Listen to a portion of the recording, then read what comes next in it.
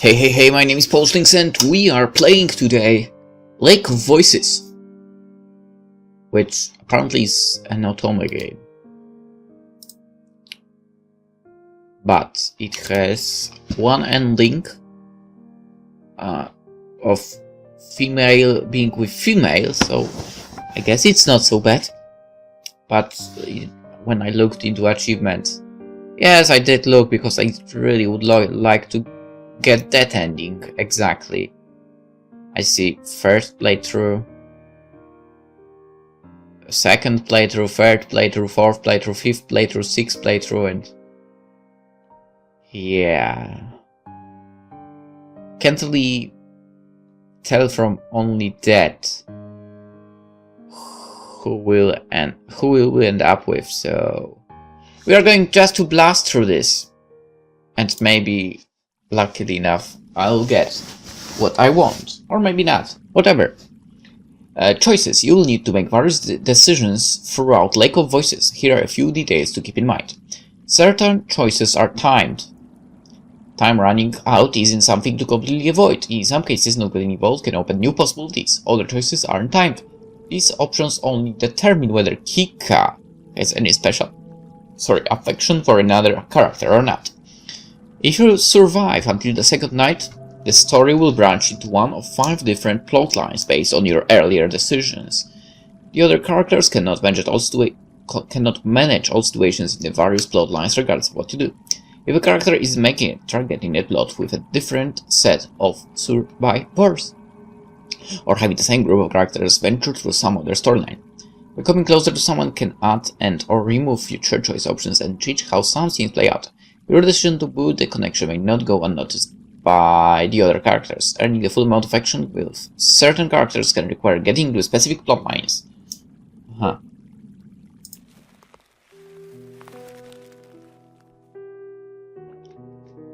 Cool. My grip on my lantern tightens as the fog around us thickens. While the forests in this area are relatively safe compared to Sinnlos, I can't help but feel my hair stand on end the further we get.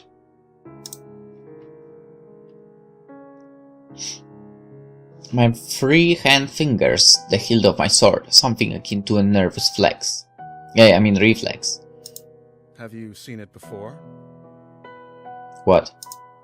Bimel breaks the silence, either seeing my unease or assuaging his own. I hope it's the latter. I haven't. I've had no reason to go near this cursed lake until now. What have you? Bimel scratches his chin harshly as I asked what his favorite food is. I traveled the long way around it once before. Not so pleasant. Something about it just frays your nerves. Although, even being near it is enough. So I'm not the only one who feels it. A sense of relief hits me, but enough to undo the buzzing of anxiety. The lake Sinnlos. Most tried their best to avoid it all their lives. The hundreds who died attempting to cross it unearthly black water, dragged to death by the creatures lurking within, aren't a secret. No wonder you were assigned this mission. There are a few who have had first-hand experience with the place, even if from a distance. He'll probably keep being picked whenever they need someone to cross, for however long he's with us.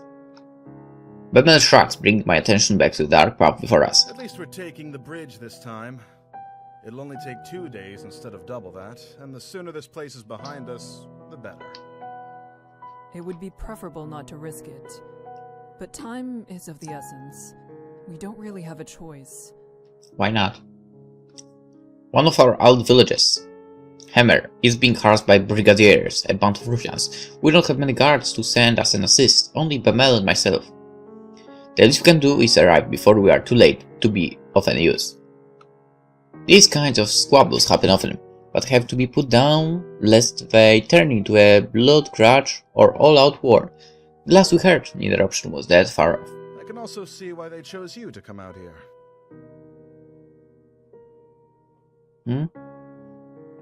I glanced at Bamel, an eyebrow raised, a slight smile played across his lips. You're always so calm and so serious. Nothing can get to you. You're the best choice they had. Are you already hitting on her? A smile now tugs at my own lips. I would like to thank him, but that wouldn't be so calm and serious as he just described. And if that's how he sees me, I'd like to keep it that way. My lack of reaction only makes him smile. His smile grow, and he chuckles a bit before refocusing on the path. I do the same. It wouldn't be right to let my guard down in a place like this, but Mel appears to feel differently, however. You know the town on the other side of the lake, though. It's not so similar to ours. If all goes well, perhaps we'll have enough time to enjoy the new area. For the most part, ignore him, nodding when applicable. But Mel is a talkative sort, and if chatting helps keep his worries down and his sword hand ready, I have no complaints. After a time, the thick fog surrounding us begins to clear. A sleek wooden dock comes into view, and with it the sounds of water gently lapping at its sides. Bemel shifts beside me, stretching his lantern arm as far as it will go. He seems tense. Someone's already here. A young woman stands by the dock, eyeing us warily. Does she intend to cross tonight? Evidently she has the same question. As we step up next to her, it's clear she isn't simply passing by. She's waiting. The stranger nods curtly to us. Margaret. Keegan the Steadfast.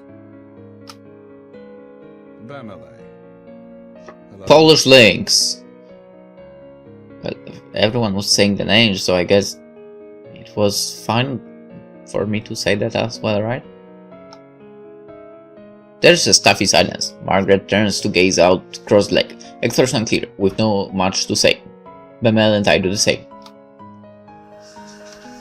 From here, the black surface of the lake looks disarmingly calm. Wind rushes across its surface, a sound like whispering. For perhaps it actually is whispering. I concentrate trying to place the difference, searching for breaks and rhythm. After a few seconds, I feel foolish. It doesn't matter what the noise is. Whether I hear them or not, we're not alone. The Nixie are out there. Who? Who the hell is Nixie? A feeling that I can't quite shake tells me I've already noticed the little group of people on their shores. It feels hostile. My stomach sinks, and I instead address Benel. Where is the guide?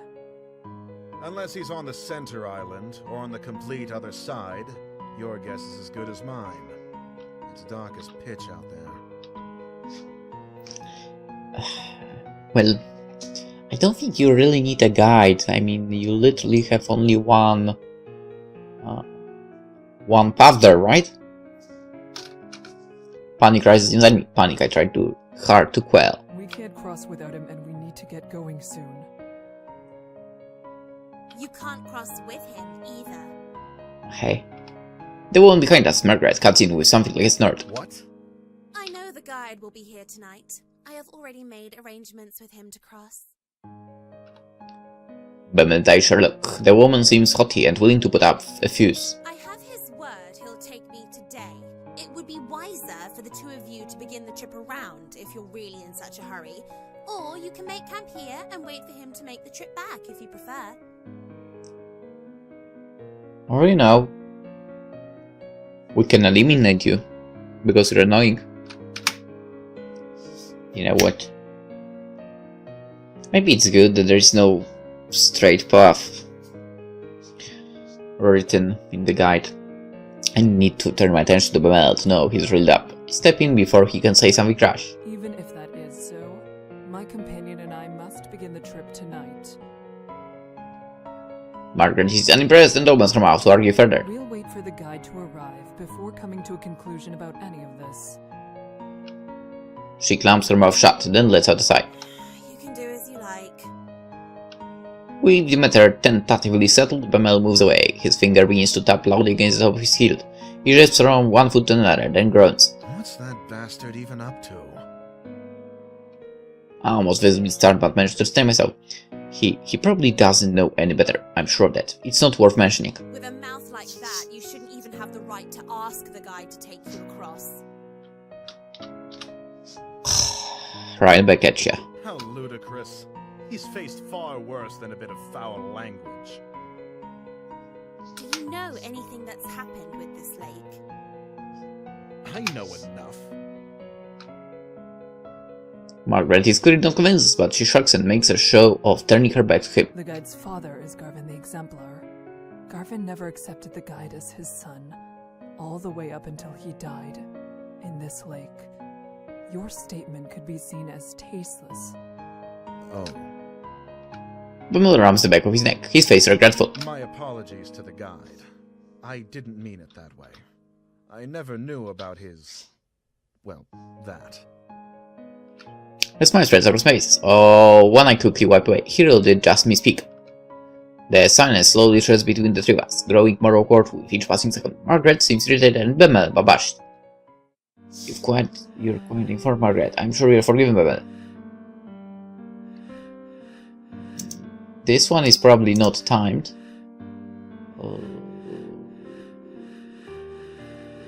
First one? It's been years since the time of Garvin the Exemplar.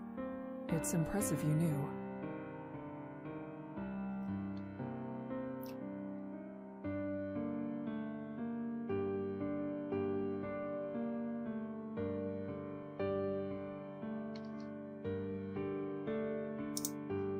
Margaret smiles, lifting her chin into the air. The over-exaggerated action is somehow pleasant rather than belittling. She's so much happier than I had anticipated. Yes, I do like to stay informed. And you knew too. Good. This lake shouldn't be allowed to swallow even history itself.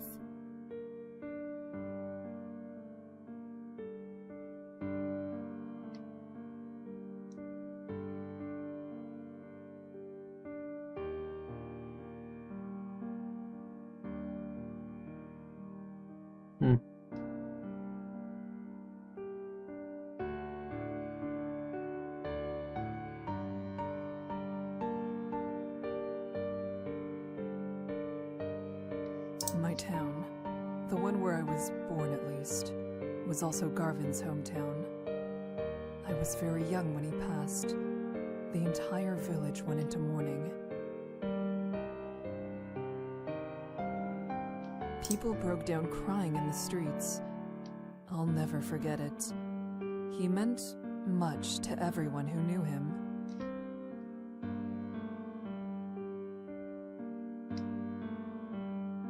Oh, I have no such connections. I merely read about it. She pauses, seeming to scan the air in front of her for something to say. I'm sorry for your loss. It's all right. Thank you. My town may have taken pride in Garvin the exemplar and what he achieved, but we weren't the ones who lost the most. That would be his family. We each remain locked inside our own thoughts, not another word passing between us. Eventually a small light appears on the bridge ahead, gently swaying through the foggy air. It gets closer and closer until it becomes apparent it's a figure carrying a lantern. That must be the guide, although I can't shake the ghostly aura it gives off. The figure steps onto the shore, but we wait for him to approach us instead of going to meet him. None of us are sure how close to the waters we can get before it is no longer safe. He stops in front of us and simply stares. Are you the guide of Sinnlos? The man nods. He has a sharp face and worry eyes. Well, that's grand. We would like an escort across the lake.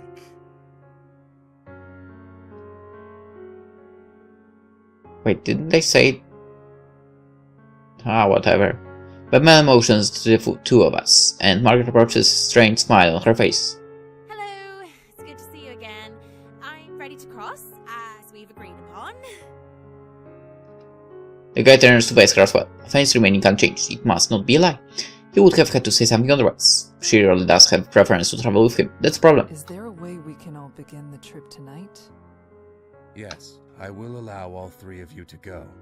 But with that many, at least one will die before we reach the other side. I furrowed my brow. It's a disturbing addendum. And one offered with little emotion attached. Bamel glares back, asking without asking what we're supposed to do with such circumstances. You should go around. The sentence hangs in the air. The second half says Malcolm, if you want to leave. We don't have time for that. There are people counting on us for protection.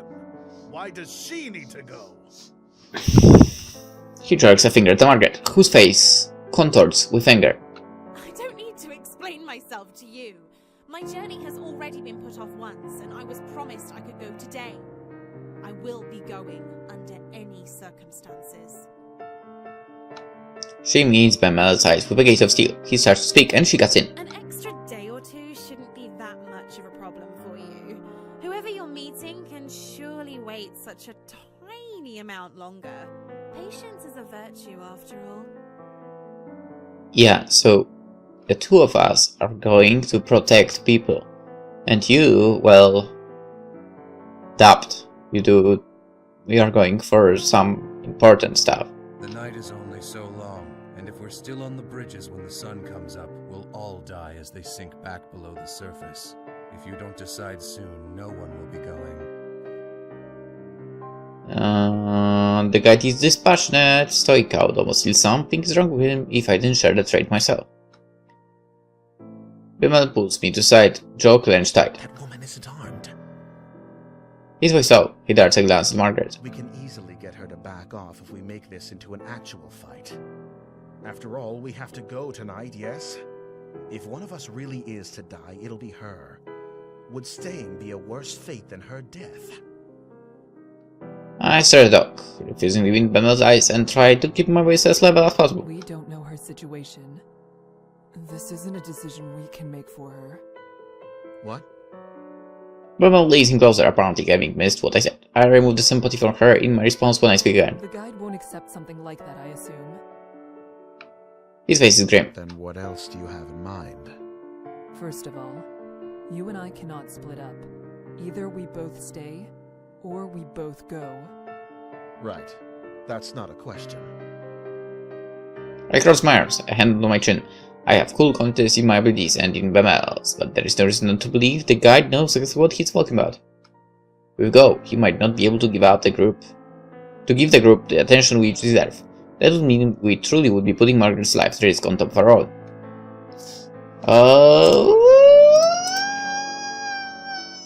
I believe you. Bemel's reply is fear. My steadfastness seems almost weak in comparison to its certainty. He addresses the guide. We shouldn't waste more time. Let's shove off. The guide slowly turns around, without even a nod to show his agreement. Margaret stares at Bemel and me, something of a resolve in grace. Then she follows after the guide. At least she didn't insist we stay behind. We should do what we can to protect her. It's our fault she's being put in even further danger. Kika, please stop. Exactly my thoughts. We will take care of everything. Maybe I'm being naive, but I have no intentions of letting anyone fall victim to this lake tonight. Those monsters can starve. He turns to follow the other across. I'll protect everyone on the street. We'll make it through this. Probably. Then I step onto the dock and join them. Or maybe not. Okay, so this is... I thought we were... I thought we were going on the boat, but it looks like we are not going on the boat in the end. This is so weird. I don't understand this. As soon as I step onto the wood, a bridgehead drops.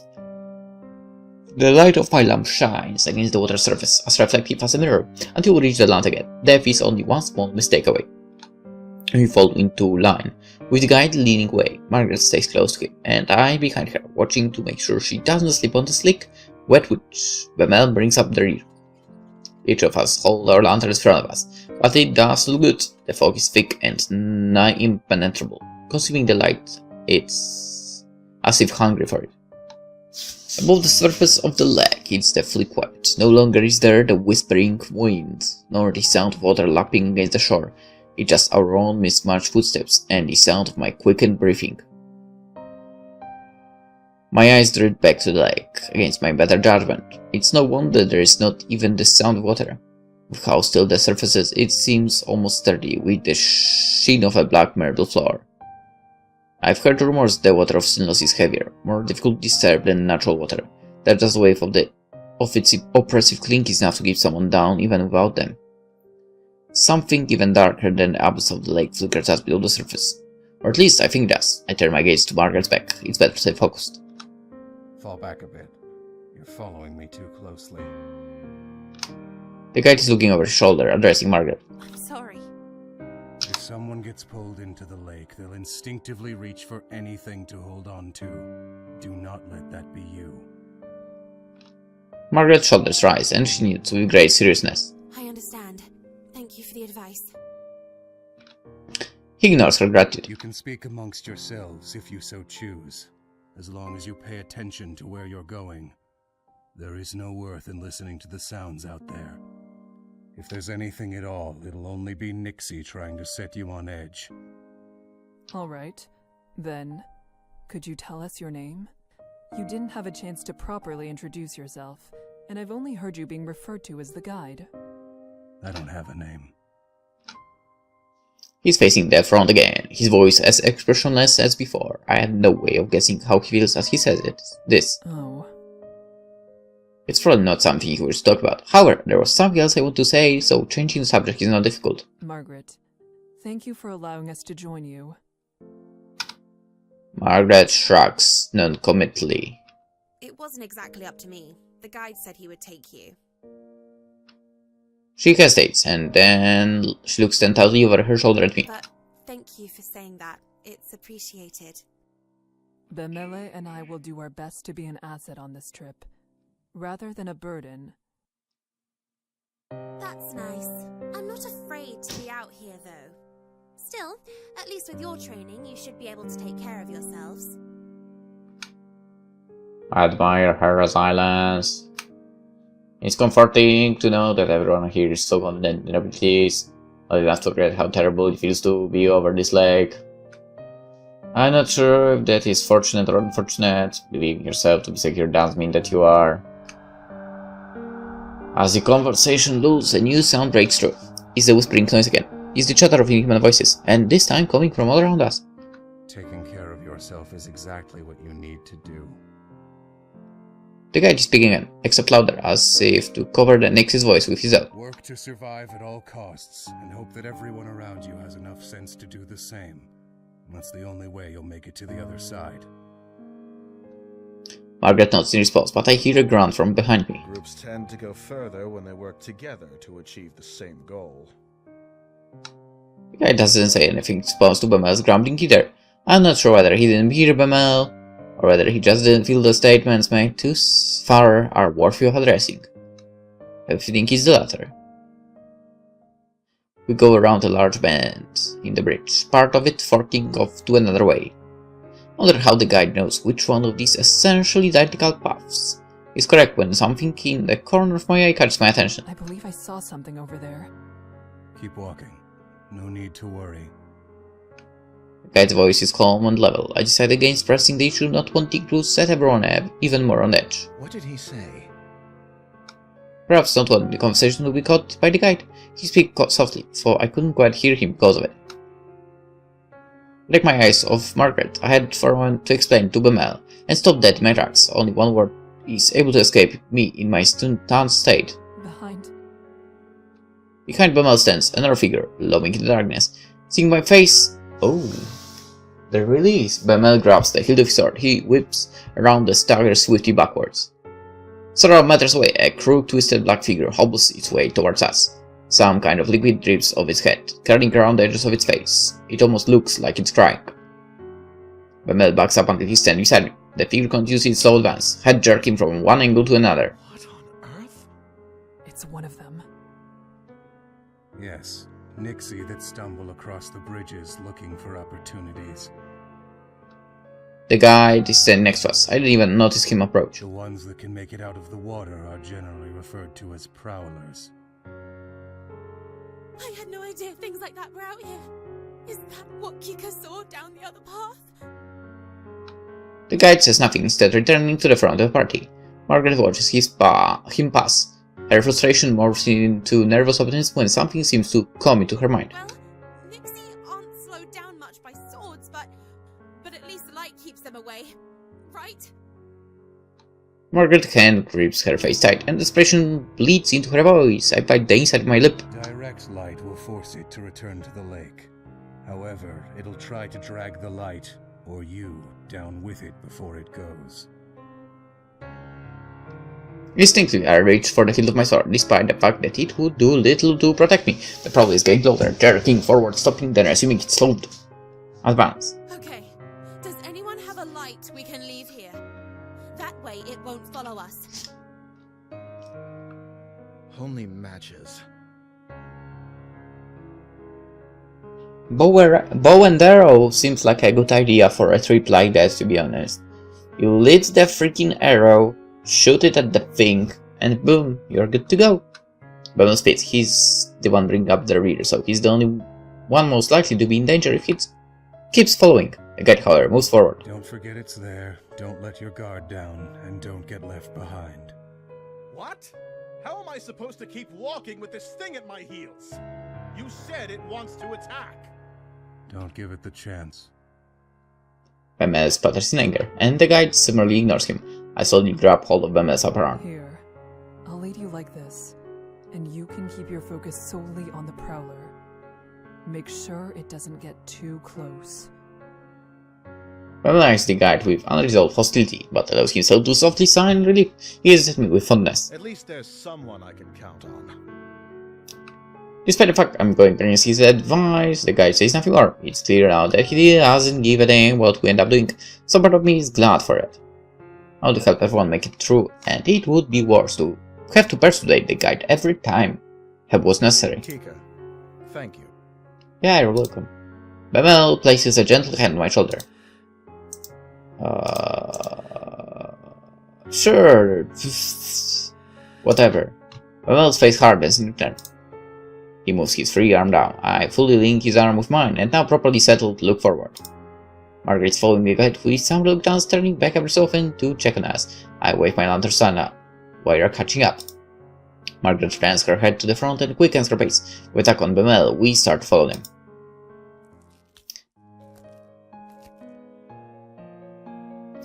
The four of us continue cautiously over the bridges, only this time with the wet, squishing footsteps of the prowler join the sound of our own. The prowler walks without a set pattern, sometimes fast, sometimes slow. It takes long steps, then short ones. At times it stops walking entirely. Does it hurt to be out of the water like this, or is it trying to be difficult to read? Suddenly the whispering in the lake grows louder. I still myself, trying not to let it get to me. The most important thing in a situation like this is to remain calm. I can lose my head as well. Then all at once I notice the guide and Margaret have come to a halt. Emily, they're stopping. Mel slows down as I do, and as we near Margaret's back, she says with something akin to distress. There's another one. I took on Mel and he understands. We draw up close to Margaret, ready to protect her if need be, but the guide holds out a hand. Don't get any closer. Just over his shoulder, I see another plower stumbling towards us, white liquid dripping from its eyes. The guide's hands turns over in the air, palm up. Give me a lantern. We'll throw it. Margaret stands her own with a trembling hand. When Bamel speaks instead, his back is still turned. If you have to take someone's, take mine. Yes, an extra light won't do us much good when we're standing this close together. Margaret takes Bamel's lantern from him. Guarded relief displayed on her features. Thank you. She hands the lantern to the guide, whose hand grips is tightly, knuckles growing pale. Stay here. I can't throw it too far. The light will blow out before it reaches the Nyx. Told ya. I told you how to solve this. He steps closer to the monster, his movements light and confident. As he nears, the prowler starts to back away. It is only the approaching flight that's making it rigid, or are they afraid of him? The guide is far enough away from us that the fog is partially obscuring him, hiding his movements. The voices from the lake grow louder and louder. Water suddenly begins to splash across the lake, in the distance, and onto the edges of the bridge. They want him to mess up. And notice how tense I am until Bamel eases my grasp on his arm. Then suddenly the guide takes multiple long and fast strides forward, throws the lantern and jumps backwards to regain the lost distance. There's a hiss and then a deep splash, and the voices of the Nixie grow quieter, not silent but quieter. A sigh escapes and the guide comes back to our group. We should keep going before it comes back. I glance at Bamel and realize he, too, is looking relieved at the guide before us. And then I see it. The first flower, it's still there. It's right there. Oh! I shift around, pulling Bamel behind me. The prowler lunges after him, barely missing Bamel, but striking my lantern instead. The fire goes out, and the two of us are plunged into an unearthly darkness. Well, fuck me. Then there's a sleek splash. I realize the Nyx has returned the water. Somehow Bamel and I are still standing. We're still there. Kika, Thank you. I can respond. Something cold, wet, and slimy has grabbed my ankle. Kick it off, bitch! I kick my legs out as far as I can, and the Nyx's hold slips. It can't pull with the momentum I've gained against it. Margaret rushes to my side, her lantern hanging out towards the Nyx. The light bars its face. We see it for an instant, its eyes wide, and then it slides back in the smooth surface of the water. Pamela grabs Margaret and they both helping us towards the center of the bridge and cooing under his breath. I only looked away for 1 second. It's fine, Bemele. We're all fine. Are you actually alright? Yeah, Margaret cocks her head down, examining my ankle, but there's nothing but a wet smudge around my trousers. I am fine. I am fine. I say, for I don't actually want to let go of them. I need to, in order to relight our lantern and provide us actual safety, but I feel such a strong desire to be alone in this moment. I shook my head roughly and let go of him, relighting the lantern as fast as I am able. Kika, thank you. Again. You saved my life. I won't let this happen again. Yes. Yes. It would be good for all of us to pay more attention. Margaret nods solemnly. Suddenly, it seems like we're all on the same side. It isn't only Bemel and I, she's with us in more than simply presence. The guide's voice as cold as the monster's grasp ends my train of thought. We lost the lantern I threw. The Nyx grabbed it after the light went out. Fuck. Margaret makes a noise. I glance over, wondering whether she's upset, but there is a small smile on her face in it. It's better than them taking anything else. And a nervous laugh bubbles up out of me. And just as quickly as it stops, Bemel chuckles in response, and our collective tension eases up, the adrenaline draining from our bodies. We need to keep walking. The guide starts down the bridge again, and we join him. I try to climb down on the relief. The ease that wants to flood my head. It's not over. The prow is gone, but so is Bemel's lantern. You can stay near me, Bemele, since your lantern is God damn it, it's lost. Bemele. Whatever. I appreciate it. Margaret goes on ahead of us. Bemele stays by my side as I keep at the end of line. The brief of release for Margaret.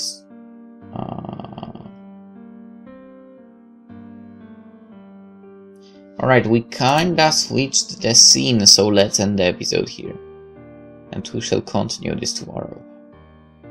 For now, hope you enjoyed. Hope to see you there next day. Bye bye.